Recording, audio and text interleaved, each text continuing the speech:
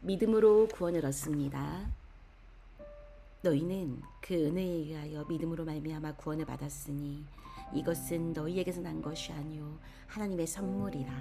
에베소서 2장 8절. 서론. 우리 안에서는 그 어떤 의로움도 찾을 수 없습니다. 우리 안에서는 그 어떤 공로도 찾을 수 없습니다. 그것은 인간이 본질상 죄인이기 때문입니다. 하나님의 형상이 철저하게 파괴되어 부패되었기 때문에 우리가 행하는 모든 것들은 악한 것들이 될 수밖에 없습니다. 하지만 이런 우리 인간에게도 소망은 있습니다. 하나님은 사랑이시기 때문입니다. 하나님은 사랑 그 자체이시기에 우리가 아무런 자격이 없음에도 불구하고 우리에게 값없이 은총을 베푸십니다. 그래서 우리가 어떻게 구원을 얻는가 하는 문제는 우리가 어떻게 하나님의 은총을 발견할 수 있는가 하는 문제가 되는 것입니다. 어떻게 하나님의 은총의 보좌 앞으로 나갈 수 있을까요? 그 답은 하나입니다. 오직 믿음입니다. 이 구원의 비밀을 좀 더 풀어 말한다면 이렇게 요약할 수 있을 것입니다. 은총은 구원의 원천이고 믿음은 구원의 조건이다. 하나님의 은총은 우리를 구원하고도 남습니다. 사랑의 하나님께서는 우리를 구원하시기를 참으로 기뻐하십니다. 우리는 이 하나님의 은총을 잊기만 하면 됩니다. 이 일이 어떻게 가능한지 다시 한번 상기하시기 바랍니다. 오직 믿음으로만. 은총은 구원의 원천, 믿음은 구원의 조건이라는 설교를 이해하기 위한 팁을 드리겠습니다. 각 가정에 수도가 공급되고 있죠. 원래 수돗물은 수원지에서 시작되는 것인데 수도관을 거쳐 각 가정에 공급되는 것이지요. 각 가정에는 수도꼭지를 틀어 이미 관을통에 들어온 물을 사용하는 것입니다. 구원이 우리에게 임하는 것도 이와 유사합니다. 구원은 하나님께서 은총 가운데 이미 준비하신 것입니다. 마치 수원지에 있던 물이 수도관을 통해 각 가정에 들어와 있듯이 구원은 우리 가까이에 와 있는 것이지요. 이 은총이 우리의 것이 되는 때는 바로 믿음이라는 꼭지를 틀 때입니다. 이것이 은총이 구원의 원천이 되고 믿음이 그 조건이 된다는 말의 의미입니다. 1. 구원으로 인도하는 참된 믿음은? 그렇다면 어떤 믿음이 구원으로 인도하는 참된 믿음입니까? 이를 알아보기 전에 우리는 먼저 구원을 가져오지 못하는 여러 형태의 믿음들에 대해 살펴볼 필요가 있습니다. 이 믿음들은 믿음이라는 형태는 띠지만 구원을 일으키는 믿음, 곧 구원의 믿음과는 관계없는 믿음입니다. 첫째, 하나님께서 계시다는 것과 그분을 찾는 이들에게 상 주시는 분임을 믿는 믿음입니다. 믿음의 일종이긴 하지만 이 믿음은 하나님에 대한 명확한 이해가 아닌 막연한 이해에 기초한 믿음입니다. 우리는 이것을 자연신앙이라 부르는데 예를 들면 오랜 세월 우리 민족에게 뿌리내려온 옥황상제에 대한 믿음과 같은 것이지요. 세상 만물을 주관하는 절대자가 있어서 선한 자에게는 상을 주고 악한 자에게는 벌을 내린다는 막연한 믿음이라는 것에 불과하다는 점에서 구원을 일으키는 참된 믿음으로 나아가는 실마리는 될 수 있어도 구원의 믿음과는 거리가 멉니다. 둘째, 능력이 하나님을 알고 예수님께서 그리스도이심을 압니다. 그의 종들도 압니다. 모든 성경이 하나님의 영감으로 된 것도 압니다. 앞의 믿음보다는 훨씬 더 진전된 형태의 믿음입니다. 그러나 이 믿음도 구원을 가져다 주지는 못합니다. 왜 그럴까요? 이는 그저 아는 데 그치는 믿음에 불과하기 때문입니다. 진리에 대한 분명한 지식은 믿음의 털을 굳건히 하는 데 분명 유용합니다. 그러나 아는 데만 그치는 믿음은 아직 구원을 이루는 참된 믿음이 아닙니다. 마귀도 이런 믿음은 가지고 있었습니다. 참된 믿음은 알매에 머무르지 않고 알므로 나아갑니다. 입술의 고백만이 아니라 마음의 변화입니다. 셋째, 그리스도를 위해 모든 것을 버릴 정도의 믿음입니다. 기적을 일으키고 질병을 치유하며 마귀들을 제압할 능력을 가진 믿음이기도 합니다. 그뿐 아니라 하나님 나라의 존재를 확신하고 그 나라를 선포하기를 주저하지 않는 믿음입니다. 한마디로 그리스도를 따르고 귀신을 쫓고 전도하는 제자들의 믿음입니다. 우리는 이런 믿음의 소유자들을 향해 기꺼이 대단한 믿음의 사람들이라 칭송할 것입니다. 그러나 놀랍게도 이렇게 크게 보이는 믿음 또한 아직 구원을 이룰 참된 믿음은 아니라는 사실입니다. 주님의 제자들을 보십시오. 그들은 이 같은 믿음을 소유한 사람들이었지만 주님은 그들의 믿음을 믿음 없는 세대요, 겨자씨 하나만도 못한 믿음의 소유자라 평가하셨습니다. 참으로 충격적인 사실이 아닐 수 없습니다. 그렇다면 구원을 일으키는 믿음은 도대체 어떤 믿음이라는 말입니까? 이는 그리스도를 믿는 믿음입니다.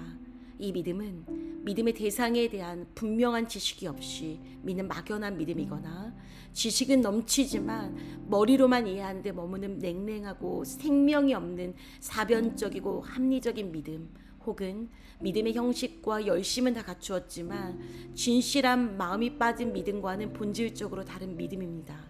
이 믿음은 한마디로 온 마음으로 그리스도를 믿는 믿음이라 할 수 있습니다. 이 믿음에 대해 성경이 증언하는 바에 귀를 기울여 봅시다.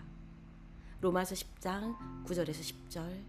네가 만일 내 입으로 예수를 주로 시인하며 또 하나님께서 그를 죽은 자 가운데서 살리신 것을 내 마음에 믿으면 구원을 받으리라.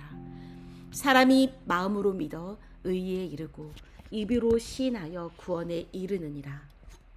이 구절은 우리가 구원에 이르는 길에 대한 매우 구체적으로 설명하고 있습니다. 첫째는 입으로 예수님을 주님으로 시인하는 것이고, 둘째는 하나님께서 예수님을 죽은 자 가운데서 살리신 것을 마음으로 믿는 것입니다. 사실 이 두 가지는 서로 다른 내용이 아니라 한 가지, 즉 마음으로 하나님께서 예수님을 죽은 자 가운데서 살리신 것을 믿는 것입니다. 이런 믿음을 가진 사람은 하나님께로부터 의롭다 여기심을 받게 되고 또 의인의 삶을 살게 됩니다. 또한 그 입술에서 예수님께서 자신이 주님이시라는 찬양과 고백이 떠나지 않습니다.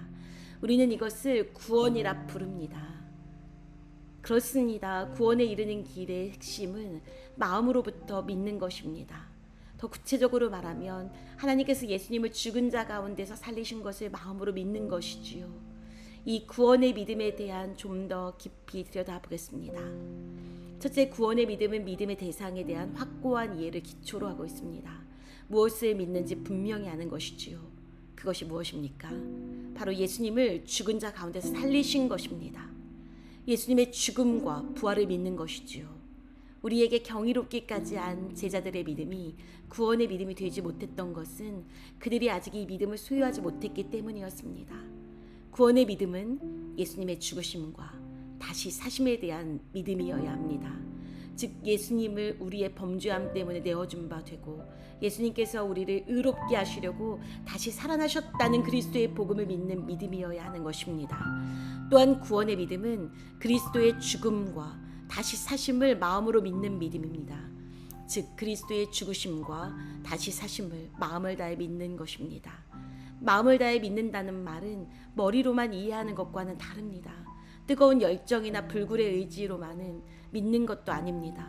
지정의에 모든 것을 다해 우리의 존재 전체를 다해 그리스도의 복음, 우리를 의롭게 하기 위해 죽으신 죽음과 부활의 사건을 믿는 것입니다.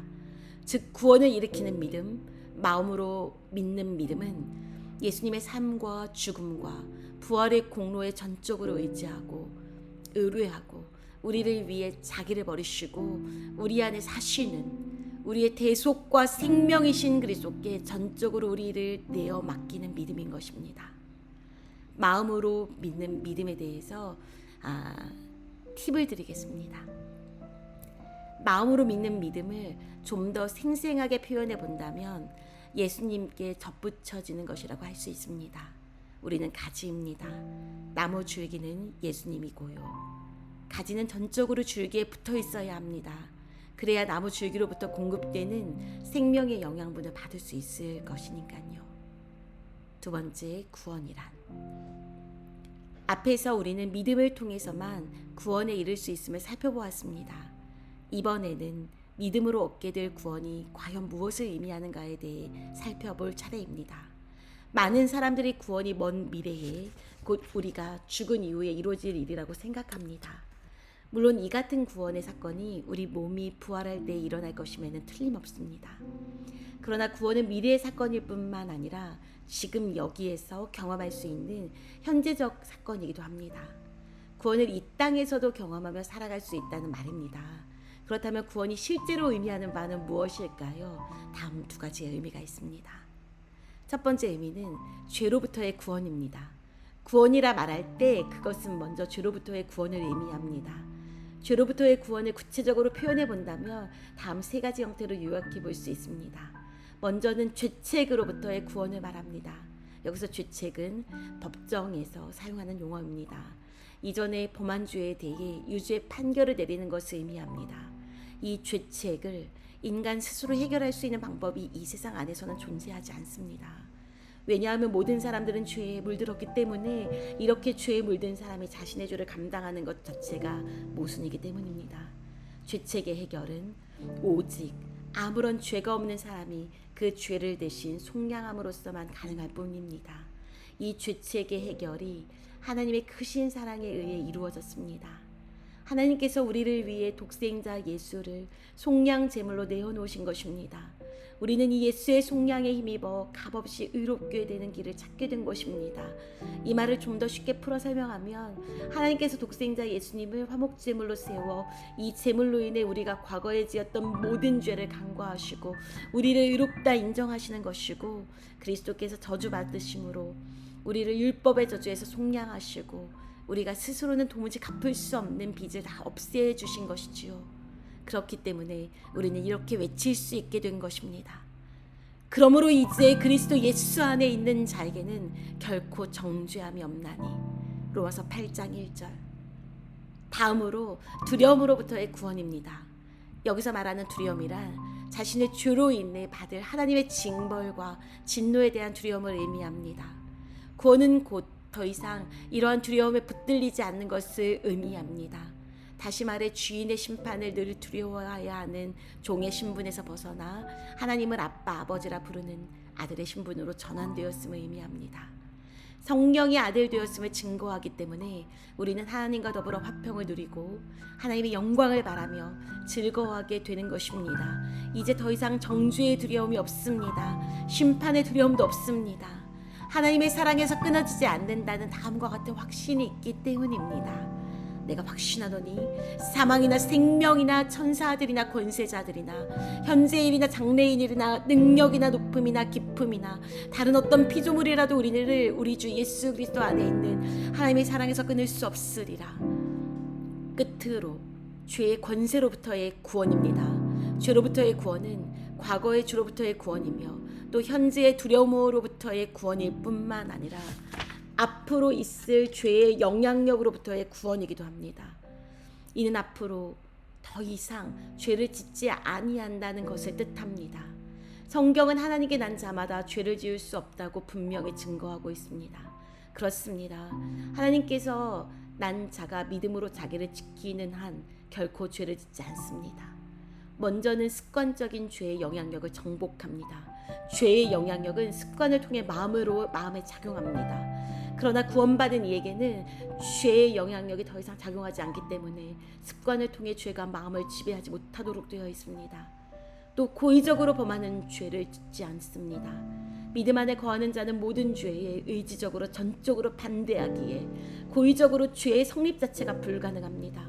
또한 죄의 욕구를 따르지 않습니다. 하나님의 거룩하심과 온전하심을 바라며 죄의 욕구를 억제하기 때문입니다. 구원을 입은 자는 이처럼 죄의 영향으로부터 자유롭기 때문에 자신의 연약함을 내세워 핑계댈 수 없습니다. 죄를 짓는 것은 자신이 죄를 짓고자 하는 의지의 작용이지 결코 자신의 연약성 때문이 아닙니다. 구원받은 자, 하나님께로 난 자는 죄의 영향에서 벗어났기 때문에 만일 죄를 범하지 않기로 결단한다면 더 이상 범죄하지 않는다는 말입니다. 과거에는 죄에 끌려가 죄악을 범했지만 이제는 죄로부터 단절되었기 때문에 죄악을 범하지 않게 되었음을 꼭 기억하시기 바랍니다. 두 번째, 구원의 의미는 칭의에서 온전함에 이르는 전 과정입니다. 성경을 잘못 이해하고 있는 사람들은 죄로부터의 구원을 마치 구원의 완성으로 봅니다. 그러나 이것은 구원의 완성인 동시에 시작임을 알아야 합니다. 죄로부터 구원을 받아 하나님의 자녀가 되었다는 의미에서의 구원은 구원의 완성임에 틀림없지만 이제부터 새롭게 하나님의 자녀로, 하나님의 거듭난 자녀로서 자라나야 한다는 점에서는 구원의 시작인 셈입니다. 다시 말해 구원은 실제로 우리가 구원받은 자의 삶을 살아가도록 변화되어야, 곧 실제로 의로움이 획득되어야 하는 것입니다. 따라서 구원은 그리스도의 대속으로 말미암아 믿는 이들에게 지금 이루어지는 죄책과 형벌로부터의 해방인 동시에 죄의 권세로부터의 해방이라 할 수 있습니다. 이는 곧 하나님께서 우리를 온전한 의로움으로 이끄시는 전 과정인 것입니다. 칭의의 사건이 우리 안에서의 실질적인 변화, 곧 성화의 사건으로 이어지는 그 첫 단계가 바로 거듭남입니다. 의로움을 입는 순간 그는 성령에 의해 그리스도와 함께 하나님 안에 감추어져 있는 새 생명으로 거듭나는 축복을 누리게 됩니다. 그런데 거듭남은 말 그대로 새로 난 아이처럼 순전한 말씀의 젖을 사모하는 상태입니다. 어린아이가 젖을 먹고 성장하듯이 순전한 말씀의 젖을 먹고 성장해 가게 되는 것이죠. 성장하는 영혼은 믿음에서 믿음으로, 은혜에서 은혜로 나아가 마침내 온전한 이가 됩니다. 바울은 이를 다음과 같이 설명합니다. 우리가 하나님의 아들을 믿는 것과 아는 일에 하나가 되어 온전한 사람을 이루어 그리스도의 장성한 분량에 충만한 데까지 이르리니, 구원은 바로 이 과정 전체를 포함합니다. 여기서 1차적으로 중요한 것은 의롭다 여김을 받는 일, 곧 칭의의 사건이 분명합니다. 칭의의 사건이 이 모든 구원의 과정을 여는 첫 관문이기 때문입니다. 그렇다면 이 칭의의 사건은 어떻게 일어납니까? 그것은 믿음으로 말미암습니다. 바로 이 일이 우리가 익숙히 들어온 의신칭이라는 말로 요약될 수 있는 사건이지요. 하나님께로서 난 자가 짓는 죄에 대해서 설교 이해를 위한 팁을 드리겠습니다. 하나님께로부터 난 자는 다 범죄하지 아니하는 줄을 우리가 아노라. 하나님께로부터 나신 자가 그를 지키심에 악한 자가 그를 만지지도 못하느니라. 요한일서 5장 18절. 이 말씀을 대부분 하나님께로서 난 자, 거듭난 자는 하나님의 아들이 지키시니 죄를 짓지 않는다고 해석합니다. 그러나 이렇게 해석하고 나면 거듭난 자가 죄를 범하고 그 모든 책임이 주님께로 돌아가고 맙니다. 이 본문을 흠정역이 제대로 제공하고 있는데, 이 번역본에 따르면 거듭난 자가 범죄하지 않는 이유는 거듭난 자가 스스로를 지키기 때문이라는 결론이 나옵니다. 즉 거듭난 자가 믿음으로 스스로를 지키는 한 그는 범죄치 않는다는 것입니다. 그렇습니다. 아무리 하나님께로서 난 자라도 믿음으로 스스로를 지키지 않으면 그는 죄를 지을 수 있는 것입니다. 3. 구원의 진리를 막는 거짓 가르침들에 조심해야 합니다.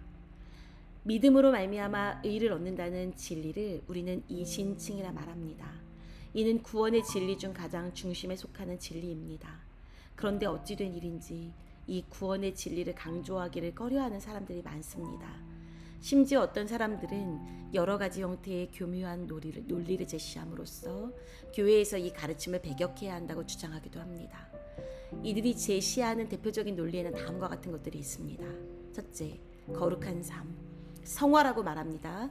이 거룩한 삶을 무력화한다는 주장입니다. 이 주장은 칭의가 성화로부터 분리되는 것이 아니라 성화를 가능케 하는 근원적 힘이라는 점을 모르고 하는 주장입니다.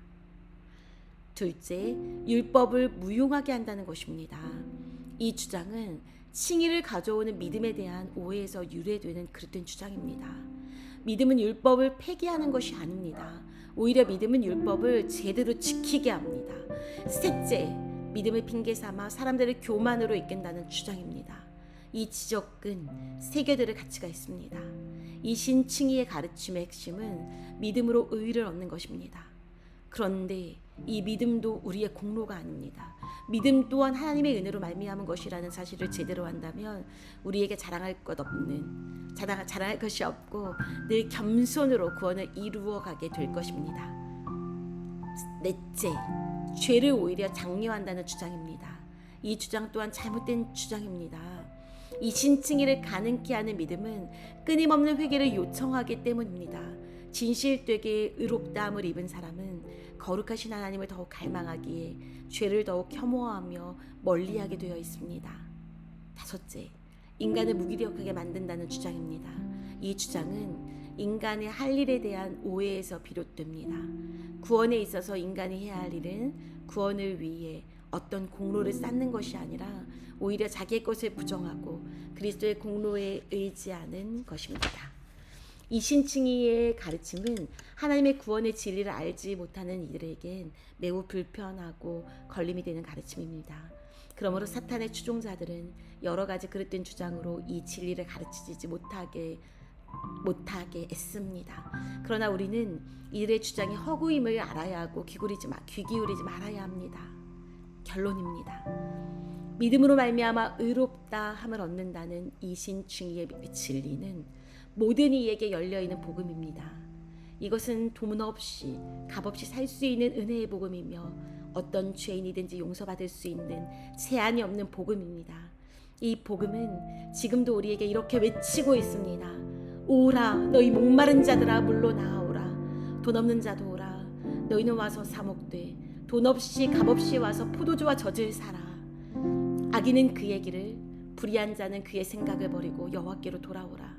그리하면 그가 긍휼히 여기시리라. 우리 하나님께로 돌아오라. 그가 너그럽게 용서하시리라. 이 진리는 모든 이에게 선포되어야 합니다. 그 누구도 이 진리를 듣는 데에서 제외해서는 안 됩니다. 가난하니, 못 배운 사람, 어린이, 죄인들, 멸망가들 모두가 예외가 될 수 없습니다. 모든 사람이 들어야 합니다. 이 진리를 듣고 믿는 사람은 부끄러움을 당하지 않고 구원의 기쁨을 누리게 될 것입니다. 유대인에게나 헬라인이나 차별이 없음이라. 한 분이신 주께서 모든 사람의 주가 되사 그를 부르는 모든 사람에게 부유하시도다. 누구든지 주의 이름을 부르는 자는 구원을 받으리라. 이 진리는 나태함에 빠져있는 가톨릭 교회에 충격을 주었습니다. 당시 만연했던 도덕적 타락을 시정했습니다. 인간의 타락한 심령에 넘쳐나던 자만의 파도를 멈추게 했습니다. 또한 2% 부족한 그리스도인들을 온전한 그리스도인의 길로 나아가도록 했습니다. 이 복음을 반대하는 사람을 만나더라도 절대 놀라지 마십시오. 참 진리이기에 세상은 들고 일어나 복음을 전하는 사람들을 핍박하며 이 진리를 전하지 못하도록 할 것입니다. 그러나 이들의 반대가 오히려 우리로 하여금 이 진리를 전한 동기를 부여한다는 점에서 긍정적일 수 있습니다. 반대가 없다면 이 진리에 대한 관심조차 사라질 수 있기 때문입니다. 우리는 연약합니다. 그렇지만 우리가 이 진리를 선포할 때는 더 이상 약한 자가 아닙니다. 구원의 대장 되시는 그리스도께서 우리를 앞서 가시기 때문입니다. 우리는 그분 안에서 승리하게 될 것이기 때문입니다. 아멘, 아멘, 아멘. 설교 묵상을 위한 3가지 키 질문. 너희가 그 은혜를 인하여 믿음으로 말미암아 구원을 얻었나니 이것이 너희에게서 난 것이 아니요 하나님의 선물이라는 말씀을 묵상해 봅시다. 여기서 구원의 원천은 무엇입니까? 죄인이 어떻게 이 구원의 원천을 발견할 수 있습니까? 믿음만이 하나님의 은총을 입을 수 있다는 길입니다. 그렇다면 하나님의 은총을 입을 수 있는 참 믿음, 곧 구원의 믿음은 어떤 믿음입니까? 3. 구원이란 무엇입니까? 나에게 어떤 의미를 가집니까?